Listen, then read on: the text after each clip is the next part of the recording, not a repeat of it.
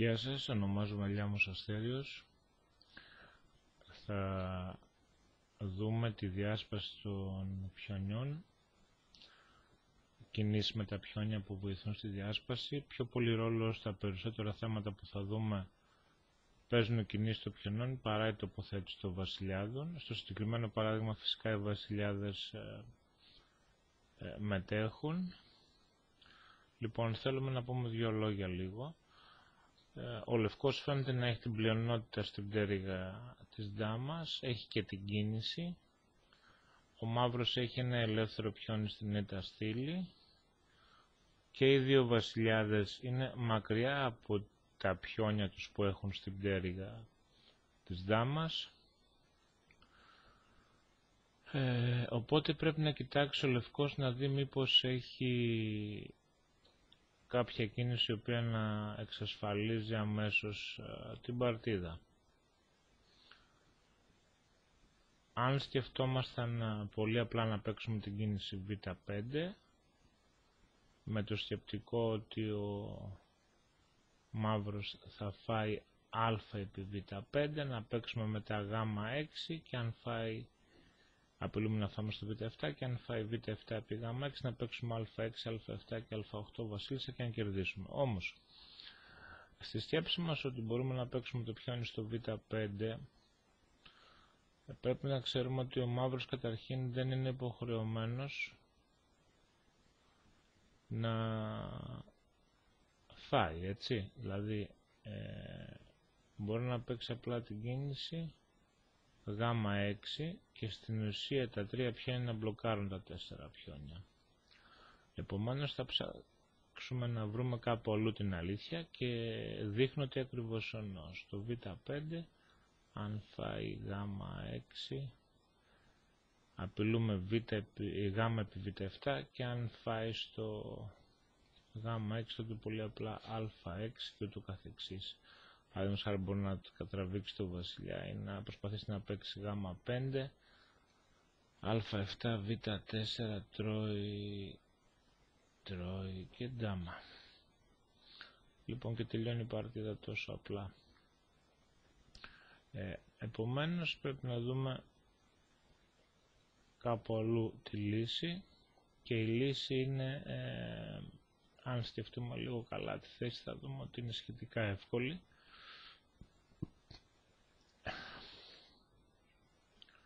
Ονομάζεται ελεύθερο α πιόνι και το οποίο πώς συμβαίνει αυτό εξαιτίας του ότι έχουμε το διπλωμένο πιόνι στη γάμα στήλη. Αν το πιόνι μας έρθει στο Γ4 η κίνηση Β5 θα είναι πολύ πιο ισχυρή.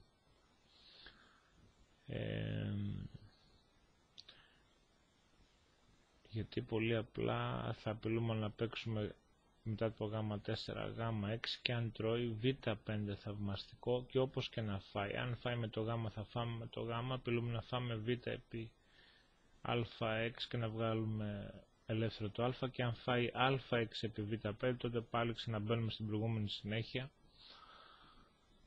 και κερδίζουμε. Και για να το κάνουμε πιο ισχυρό το Γ4 μπορούμε να το υποβάλουμε με τον τρόπο στον εξής, να προβοκάρουμε το Β7 πιόνι, να το αναγκάσουμε να έρθει αναγκαστικά στη Γ στήλη, παίρνοντας την κίνηση πρώτα Γ6. Η ιδέα είναι η εξής, ότι για το Β6 θα το συζητάμε πολύ απλά Α επί Β6, Γ επί Β6, Γ7 και Γ8 βασίλισσα. Να δούμε λίγο τη συνέχεια Β7 επί Γ6 και τώρα μπορούμε να εφαρμόσουμε αυτό που σας έλεγα, πολύ απλά Γ4. Δεν κουνάει κάτι από τα πιόνια γιατί πολύ απλά αν παίξει Γ5 πολύ απλά Β5, απειλούμε Β επί Α6 και Δ και αν φάει τρώει Α6, Β4, Α7, Β3, Α8, Β2 και Δ Β8 πολύ απλά και κρατάμε. Λοιπόν, οπότε πρέπει να κουνήσει το βασιλιά, ας πούμε ότι παίζει την κίνηση ροά Θ3 για να πάει στο Θ2 και να παίξει Ι2, Ι1 βασίλισσα. Όταν λοιπόν παίξει την κίνηση ροά θ3, για να μπορέσουμε πλέον να εμποδίσουμε τον μαύρο βασιλιά να έρθει στο θ2, πρέπει να παίξουμε υποχρεωτικά την κίνηση θ1 και θα εξηγήσω για ποιο λόγο, αλλιώς θα χάσουμε. Αν πούμε τώρα ότι παίζουμε την κίνηση αντί για ροά θ1, παίζουμε την κίνηση β5, αυτό που λέγαμε στο προηγούμενο σχέδιό μας, τότε πολύ απλά παίζει ροά θ2 και αν παραδείγματι φάει στο α6, τότε η2, ας πούμε ροά ε2, η1 βασίλισσα και στο α7 πολύ απλά τρώει τα πιόνι και κερδίζει την παρτίδα. Αν τώρα στο ροά θ2 παίξει την κίνηση β6, γ επί β6, α επί β6, η2 σαχ, ας πούμε ξανά την κίνηση ροά ε2, στο ροά ζ2 πάλι ντάμα η1 σαχ, κουνάει το βασιλιά και τρώμε το πιόνι, άρα ροά ε2, ντάμα, γ5, ντάμα επί και ούτω καθεξής, και πολύ απλά κρατάει τα πάντα και τελειώνει την παρτίδα ο μαύρος, έτσι. Άρα λοιπόν στην κίνηση ροά θ3 αναγκαστική είναι η κίνηση ροά η1, στην κίνηση ροά θ3 εδώ αναγκαστική είναι η κίνηση ροά η1, διότι απαγορεύει από το μαύρο βασιλιά να έρθει στο θ2 τετράγωνο και να μπει στη συνέχεια που δείξαμε πριν.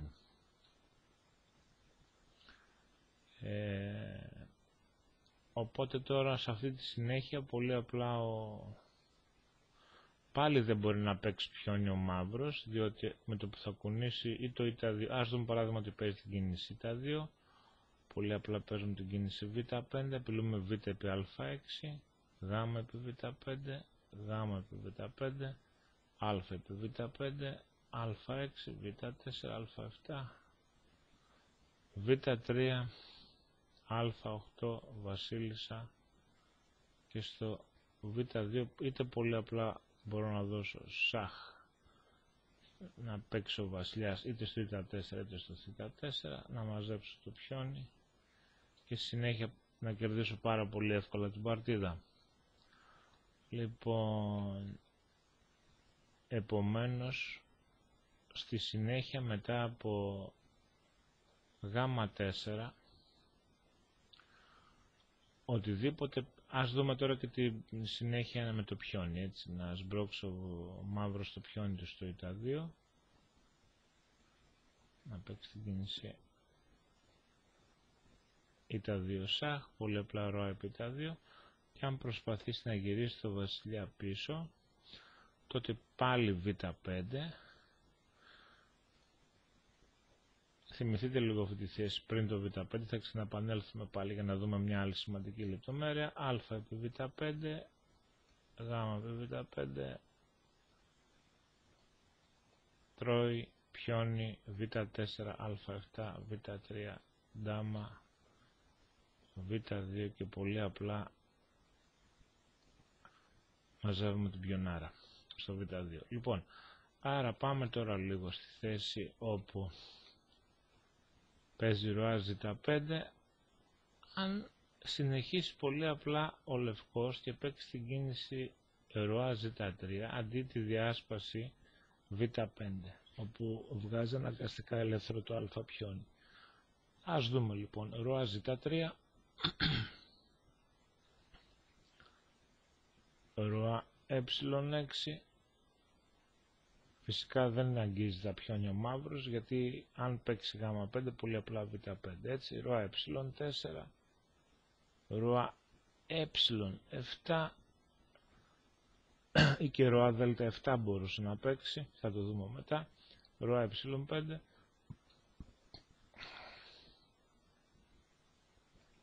ρουά δέλτα 7,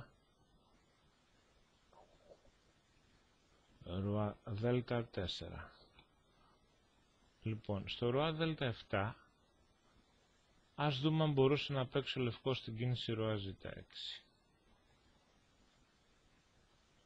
Φυσικά, και δεν πετυχαίνει τίποτα παραπάνω, παίζει την κίνηση ρουά δέλτα 6, παίρνει την οριζόντια ποζισιόν ο μαύρος, κρατάει το λευκό μακριά από τα πιόνια του, δεν θέλει επίσης να αφήσει το λευκό ο μαύρος να παίξει β5 είπαμε, οπότε στην κίνηση ρουά ζήτα 5 θα δούμε λίγο και το ρουά ζήτα 5, θα δούμε λίγο και την κίνηση σαχ, που ίσως παρουσιάζει ιδιαίτερο ενδιαφέρον γιατί πρέπει να μετρήσουμε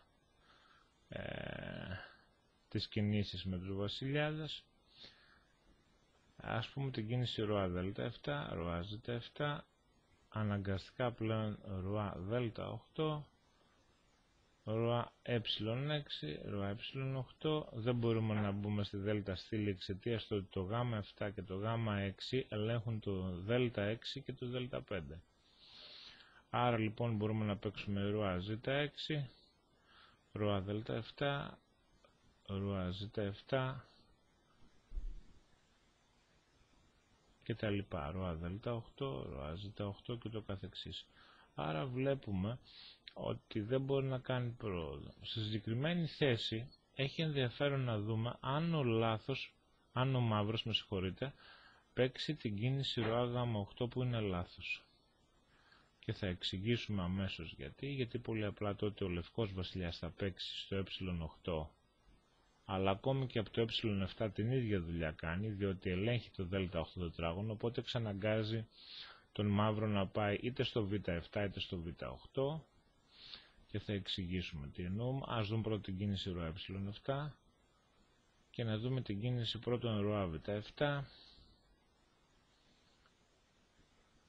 ρουά δέλτα 7, ρουά β8, ρουά επί γάμα 6, ρουά γάμα 8, ρουά δέλτα 5, ρουά δέλτα 7, γάμα 6 σαχ,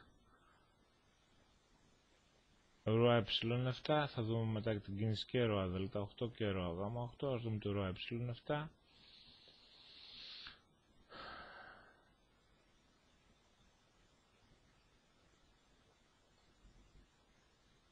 Ρουά γάμα 5, ρουά δέλτα 8,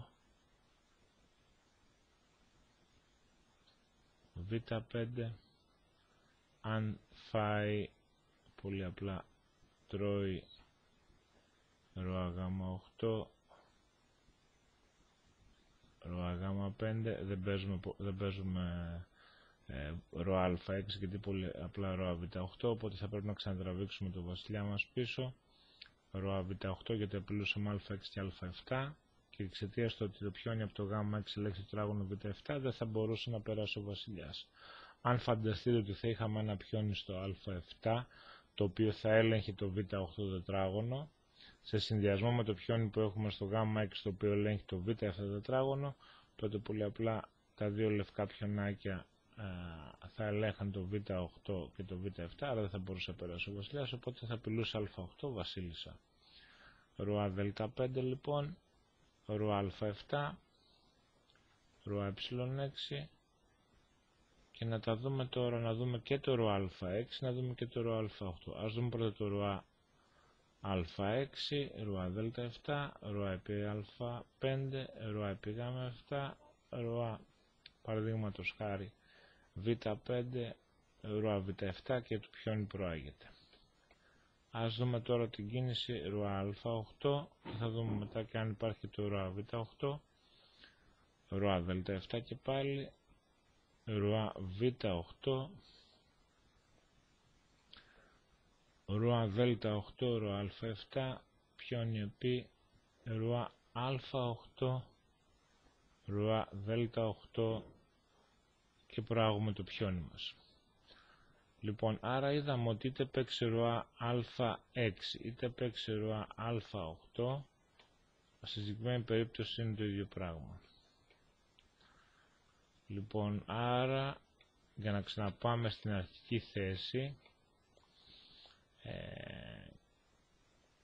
ό,τι παίξαμε στην κίνηση με ροά ε7 ίσχυε αν παίζαμε και την κίνηση ροά ε8, έτσι. Λοιπόν, άρα στην αρχική θέση το σημαντικό που πρέπει να κατανοήσουμε στη θέση είναι το εξής. Είναι ότι παίζοντας την κίνηση γ6 εξαναγκάζουμε το μαύρο πιόνι β7 είτε να μετακινηθεί μπροστά είτε να κόψει το γ6.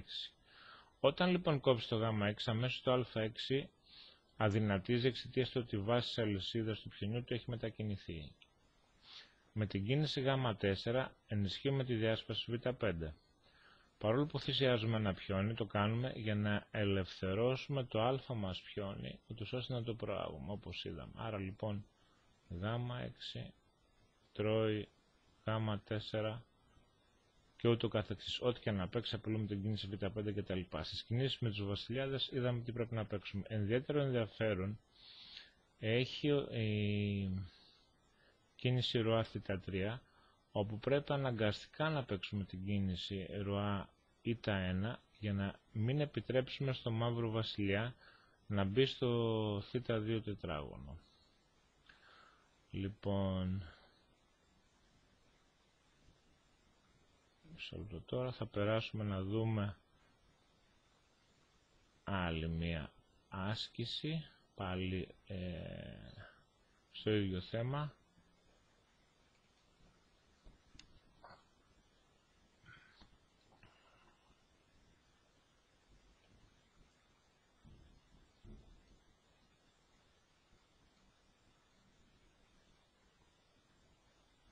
Ωραία. Να τα φτιάξουμε λίγο κάπως καλύτερα τα πράγματα. Ενδιαφέρον. Λοιπόν, παρόλο που έχει διπλωμένα πιόνια, την κίνηση έχει ο λευκός.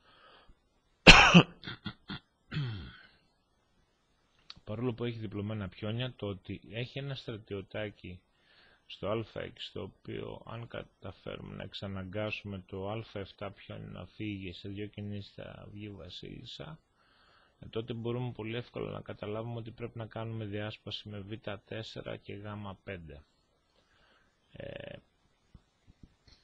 Φυσικά ο βασιλιάς μας πρέπει να μένει στο δ4, αν έχει το δ4, σύν το ότι έχει και ένα θ ελεύθερο πιόνι μαύρο, το οποίο ανά πάση στιγμή μπορεί να γίνει βασίλισσα, έτσι. Άρα λοιπόν παίζοντας την κίνηση β4 θα τα δούμε όλα. Ας πάρουμε πρώτα την βαριάντα, όπου ο μαύρος επιλέγει να κόψει το β4 και να απειλεί να βγάλει και αυτός βασίλισσα, έτσι, να έχει άλλο ένα πιόνι. Τότε λοιπόν παίζουμε την κίνηση γ5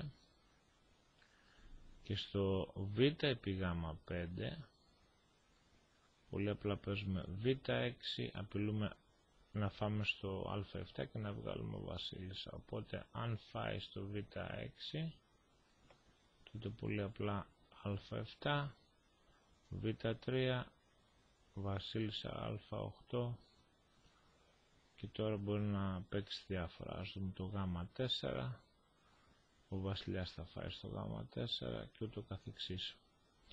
Αν παίξει β2, πολύ απλά βασίλισσα, ας πάρουμε το απλό βασίλισσα α8 για να πάμε σε πιο σύνθετα, δ3, τρώμε σαχ, ροά η5, βασίλισσα ε5, ξανακουνάει το ροά στο η4, ο βασιλιάς μας τρώει και πολύ απλά μαζεύουμε τα πιόνια. Αν σε περίπτωση, ας πούμε, τώρα δοκιμάσει να βγάλει το πιόνι βασίλισσα, τότε πλησιάζουμε το βασιλιά μας κοντά στον αντίπαλο βασιλιά για να δημιουργήσουμε απειλές ματ, και αν πούμε παίξει την κίνηση β5, τότε παίζουμε βασίλισσα z4, ροά θ3, ροά z2, θ4 φορσέ, γιατί αλλιώς απειλούσαμε ντάμα η3 ματ, ντάμα z3, ροά θ2 και ντάμα η2 ματ. Άρα το φινάλε κερδίζει πολύ εύκολα σε περίπτωση που επιλέξει ο μαύρος να κόψει στο β4. Οπότε ξαναγυρνάμε στην αρχή της παρτίδας και επιλέγουμε λοιπόν β4 και είχαμε πει στην αρχή να επιλέξει να φάει. Ας πούμε ότι τώρα, αν δεν φάει φυσικά, απειλούμε να φάμε εμείς. Ας πούμε ότι παίζει την κίνηση θ5 για να πάει να βγάλει και αυτός βασίλισσα. Το πολύ απλά τρώμε στο γ5 και αν συνεχίσει να παίξει θ4 τρώμε στο β6 και αν συνεχίσει να παίξει θ3 τρώμε στο α7 και αν συνεχίσει να παίξει θ2 βγάζουμε βασίλισσα και πολύ απλά ελέγχουν το τετράγωνο προαγωγής και τελειώνει όλη η ιστορία. Άρα λοιπόν μετά από β4 πρέπει να φάει και μετά το γ5 είχαμε δει προηγουμένως εάν φάει. Ας δούμε τώρα την κίνηση β3 που απειλεί να βγάλει και αυτός βασίλισσα εξαιτίας του ότι πλέον όπως βλέπετε το πιόνι από το δ4 ελέγχει το γ3 και έτσι δεν αφήνει το βασιλιά μας να μπει στο γ3. Το πιόνι γ2 ελέγχεται από το πιόνι β3. Από τη στιγμή λοιπόν που θα παίξει την κίνηση β2, πολύ απλά εμείς μπορούμε να έρθουμε στο γ2 και να φάμε τότε. Αν δώσει σαχ πάλι τρώμε και στο δ2 ξαναγυρνάμε στο γ2 και προλαβαίνουμε και ελέγχουμε το τετράγωνο προαγωγής από το δ2 πιόνι του. Πολύ απλά τρώμε στο β6. Αν φάει α επί β6, πολύ απλά α7 και αν παίξει β2, ροά γ2 και αν παίξει δ3 όπως είπαμε, τότε πολύ απλά θα φάμε το πιόνι και αν προσπαθήσει να φέρει κοντά το βασιλιά, θα βγάλουμε το βασίλισσα και θα δούμε πώς θα κερδίσουμε το φινάλε. Ας δούμε καταρχήν ότι προσπαθεί να παίξει την κίνηση η5. Καταρχήν το πιόνι μας στο α7 δεν κινδυνεύει, πολύ απλά μπορούμε να φέρουμε το βασιλιά μας στο γ3 ούτως ώστε να ελέγχουμε το δ2. Αν παίξει την κίνηση ροά ε4, καταρχήν μας δίνει τέμπο με το σάχ από το α8, ροά ε3,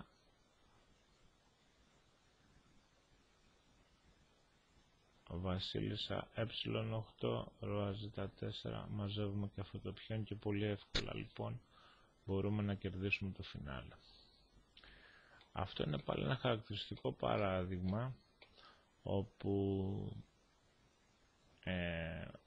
προσπαθούμε στην ουσία να δημιουργήσουμε πρόβλημα στη βάση της αλυσίδας των πιονιών του μαύρου που είναι το α7 εξαιτίας του στην ουσία του επλεονασμού που έχουμε στο κόψιμο στο γ5 ή στη διάσπαση που προσπαθούμε να κάνουμε στο τετράγωνο γ5. Ελπίζω να έγιναν κατανοητά. Στη συνέχεια θα υπάρξουν και άλλα βιντεάκια όπου θα εξηγούμε και άλλου είδους διασπάσεις με τα πιόνια. Σας ευχαριστώ πολύ.